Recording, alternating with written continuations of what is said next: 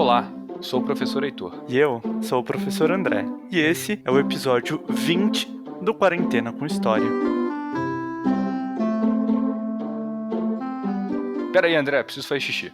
Mas de novo, Heitor, você acabou de ir ao banheiro antes da gente começar a gravar. Foi mal, é culpa do tereré. Culpa de quem? Do tereré. Pera aí, André, já te explico.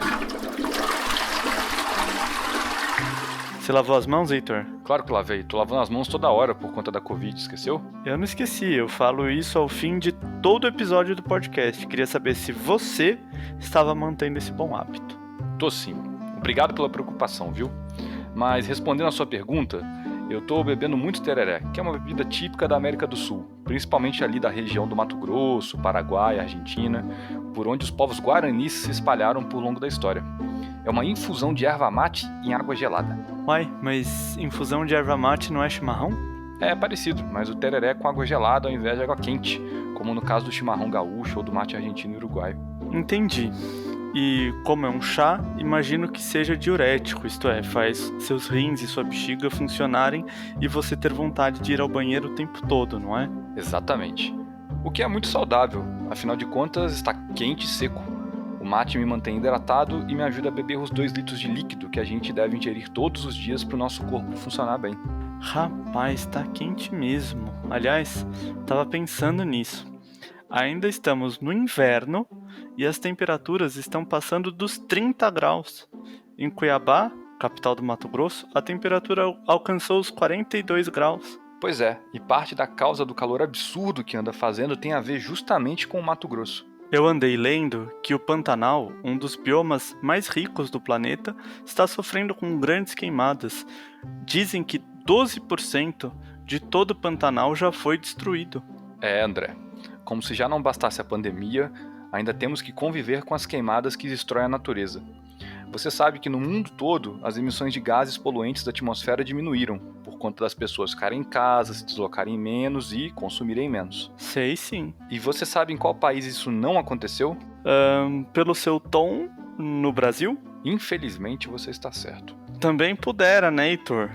Primeiro foram queimadas na Amazônia, agora no Pantanal. Criminosos aproveitam o isolamento social e a atenção voltada para a pandemia para poder destruir nossas matas e abrir espaço para a exploração econômica dessas terras. E essa destruição toda pode ser vista das nossas janelas. Como assim, Heitor? Você não reparou que essa secura toda provocou um horizonte meio embaçado, como se tivesse uma fina névoa no ar? Reparei, sim. Reparei também que meus olhos estão coçando, minha garganta tá seca, eu tosso muito quando eu dou aula para os alunos. Pois é, os ventos estão trazendo a poluição provocada pelas queimadas no Pantanal para São Paulo, se misturando aqui a poluição gerada pelos automóveis e fábricas, piorando a qualidade do ar aqui na cidade. Então, além dos animais, plantas e populações indígenas do Pantanal, as queimadas por lá estão afetando a nossa saúde aqui também? Exatamente. Na natureza, tá tudo conectado. Não existe nós e a natureza. Nós somos parte da natureza. Nossa, Heitor, e você se lembra daquele dia que virou noite? Sim, segunda-feira, 19 de agosto de 2019, por volta das 4 horas da tarde. Lembro que estava quente e eu saí do prédio que eu trabalhava para ir pegar um sorvete. Quando pisei na rua, vi o céu preto. Achei que fosse cair um toró. Voltei para a sala para pegar meu guarda-chuva, mas a água não caiu. Pois é, aquele fenômeno ocorreu por conta dos chamados rios voadores, grandes massas de ar que se formam na floresta amazônica e se deslocam em direção ao sul e sudeste do Brasil.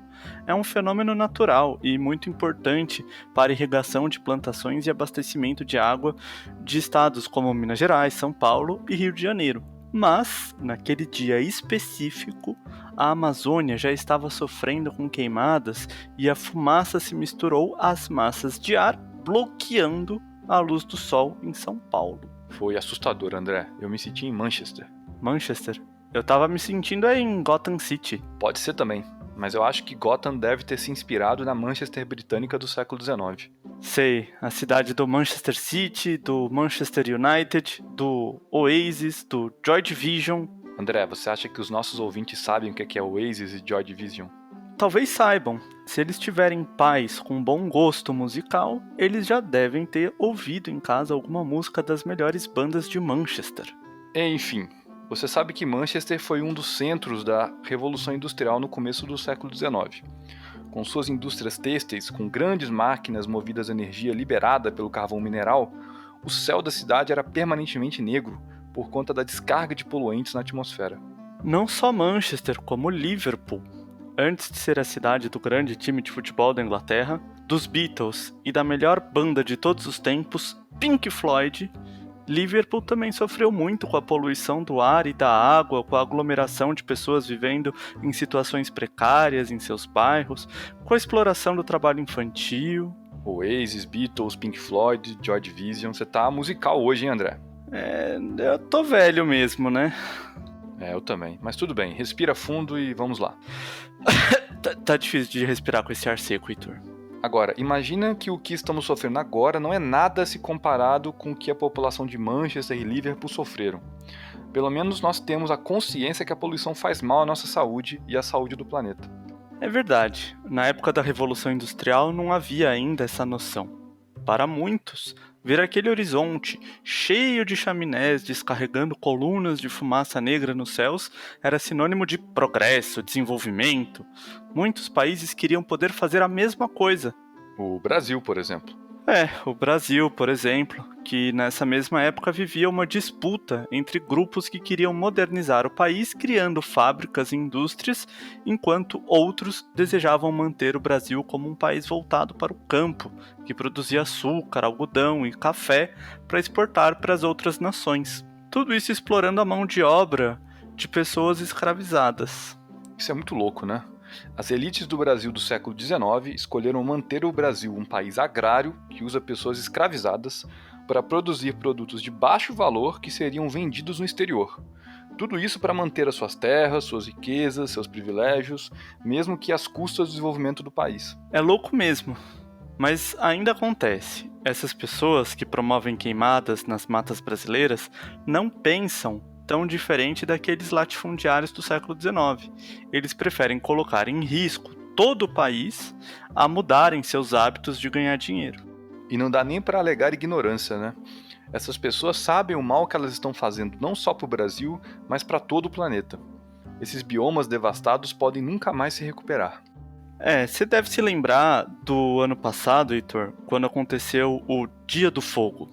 Lembro sim.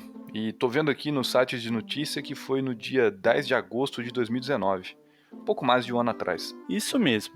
Fazendeiros do Pará articularam pelo WhatsApp uma série de queimadas nas regiões da floresta amazônica. Até hoje, apenas alguns dos participantes estão sendo julgados. Lembro até que o Leonardo DiCaprio foi acusado de ter provocado esses incêndios. Justo ele, que é um dos maiores doadores para os fundos de proteção da floresta. Pois é. Esse acontecimento teve repercussão mundial.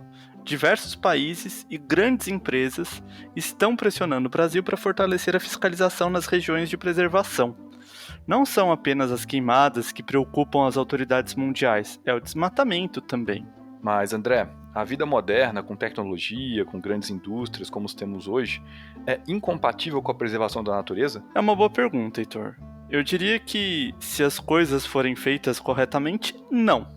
Hoje, muitas empresas perceberam que grande parte do mercado consumidor está preocupado com questões ambientais. Então, ser uma empresa verde acaba trazendo até mais lucros, apesar de aumentar alguns gastos.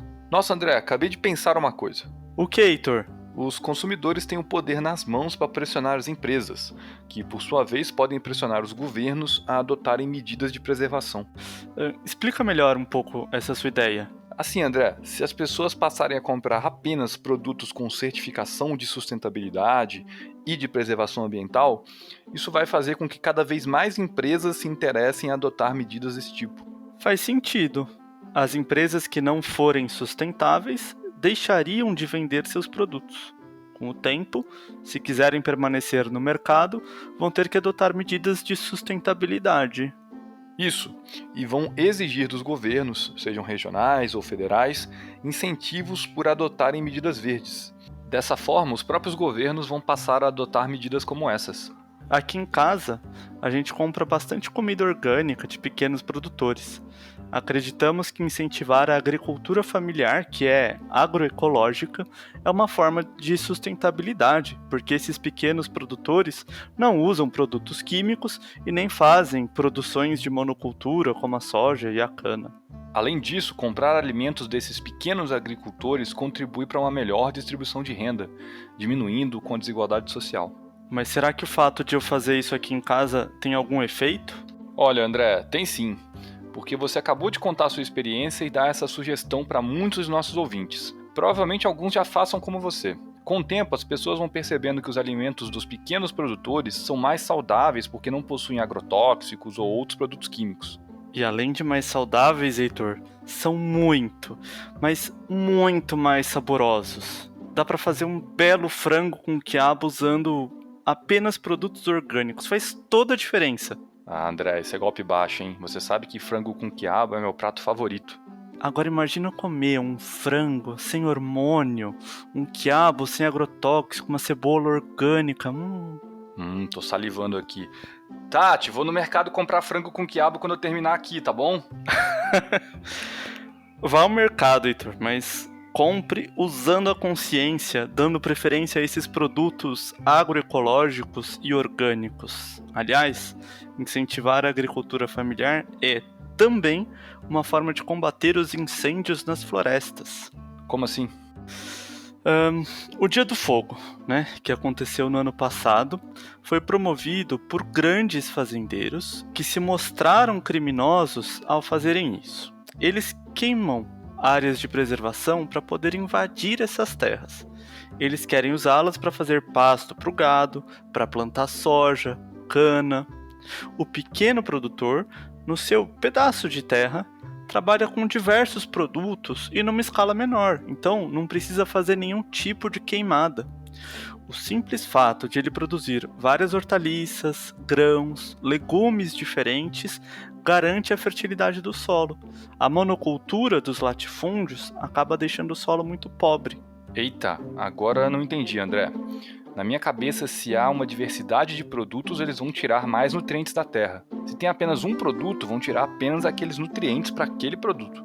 Seu raciocínio tá certo, Heitor, mas é que não é bem isso que acontece. Olha, se a gente plantar apenas soja na nossa terra, daqui a 1 ou 2 anos não vai mais ter os nutrientes necessários para a soja, porque ela consumiu tudo. Então, vou precisar de mais terras. Se eu tenho uma diversidade de produtos, eu posso ir trocando. Então, quando acabam os nutrientes da soja numa parte das terras, eu troco de lugar e planto outra coisa onde ficava a soja. É um sistema de rotação, entendeu? Entendeu, faz sentido. Agora eu preciso terminar aqui porque tenho que preparar meu quiabo orgânico super saboroso.